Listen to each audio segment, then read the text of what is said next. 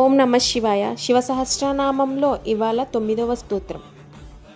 మహాతప ఘోరతప అదీనో దీనసాధక సంవత్సరకరో మంత్ర ప్రమాణం పరమం తప.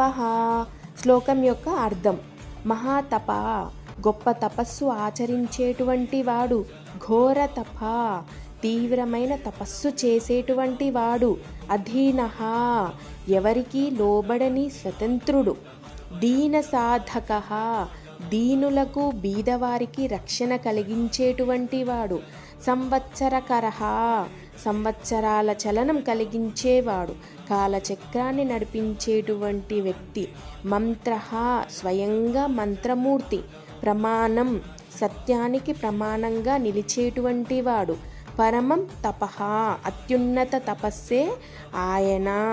ఈ నామాల్లో శివుడు తపస్సులో శ్రేష్ఠుడు, కాలాన్ని నడిపించేటువంటి వాడు, బీదవారికి ఆశ్రయమిచ్చే దయామయుడు, మంత్రమూర్తి మరియు సత్యస్వరూపుడిగా వర్ణించబడుతున్నాడు ఈ శ్లోకంలో. శివ సహస్రనామంలోని ఇలాంటి శ్లోకాల యొక్క అర్థాలు కావాలంటే నా యొక్క ఛానల్ని సబ్స్క్రైబ్ చేయండి. వీడియో నచ్చినట్లయితే లైక్ చేయండి, షేర్ చేయండి. ఓం నమ శివాయ. హర హర మహాదేవ. శంభో శంకర.